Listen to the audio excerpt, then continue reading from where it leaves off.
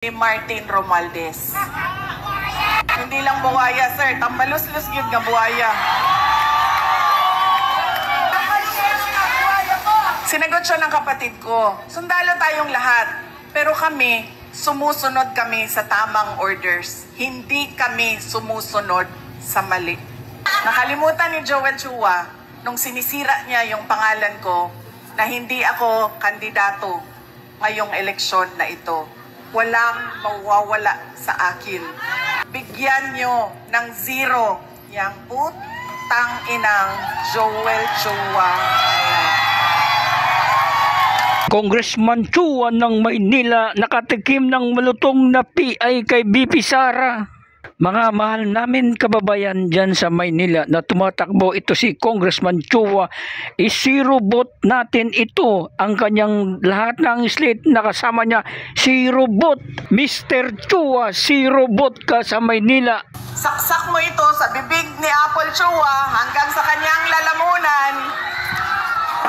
Hanggang siya ay yung apple na yan. Ibigay mo kay Snow White Joel Chua. Alam nyo,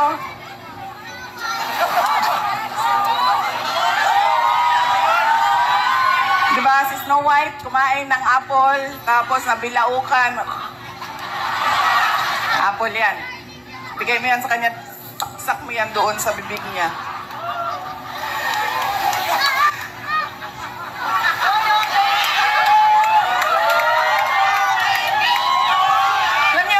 Chua ba? Siya ba may-ari ng Ing Bitin? Ha? Hindi. Yung may-ari ng Ing Bitin. Kasi alam nyo, dala-dala niya yan lagi, yung hopya na yan doon sa House of Representatives. Tapos pinamimigay niya sa mga tao. Pag may hearing, pinamimigay niya. Nung pumunta ako doon sa hearing nila, nakaupo ako doon, nakita ko iba't ibang kulay ng NBT. Pagdating sa akin, hindi ako binigyan ng hopya.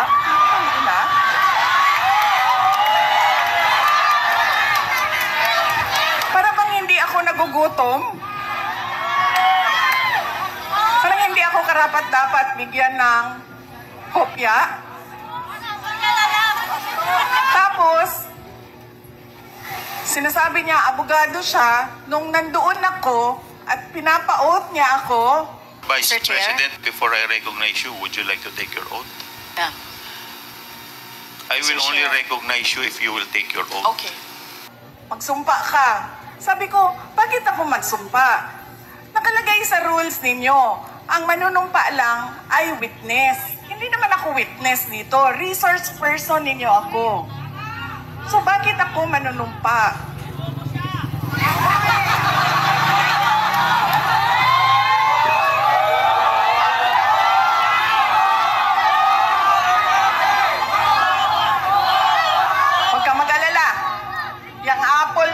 Ni Apple ang solusyon.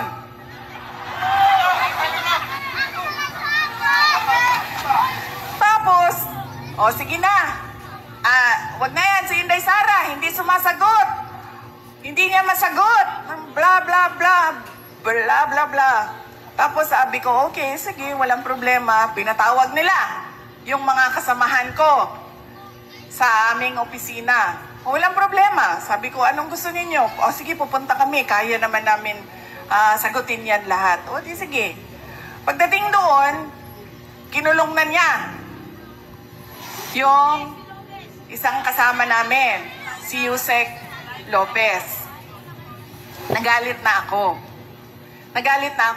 Dahil ako naman yung hinahabol ninyo. Ako yung gusto ninyong paalisin.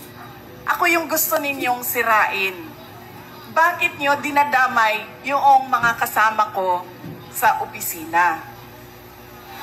Sinabi niya, pasensya na.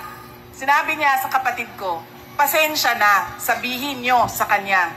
Dahil lahat naman tayo dito, sundalo lang. Kayo, sundalo kayo. Kami, sundalo kami ni Martin Romualdez. ilang buwaya, sir. Tambalus-lus yun nga buwaya.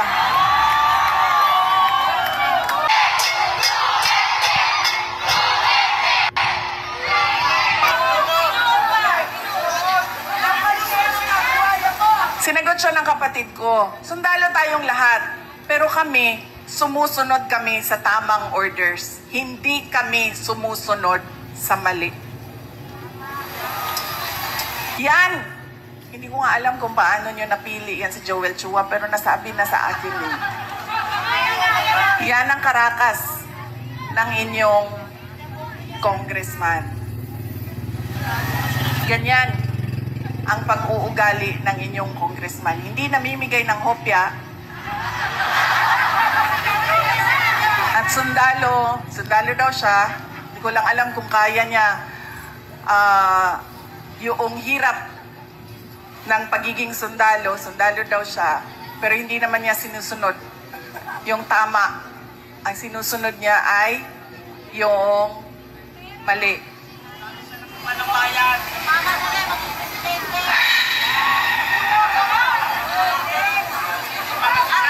Nakalimutan ni Joel Chua nung sinisira niya yung pangalan ko na hindi ako kandidato ngayong eleksyon na ito. Walang mawawala sa akin. Nawala naman ang pangalan ko dahil kinuha nila at niyuraakan nila. Pero nakalimutan niya, kandidato siya ngayong eleksyon na ito. Kaya ano ang dapat nating gawin para kay Apple Nieto? O hindi lang iboto, ano pa ang dapat nating gawin? Ikampanya. Idala sa lahat ng mga presinto at sabihan ang ating mga kasama, bigyan nyo ng 0 yang putang inang Joel Chua.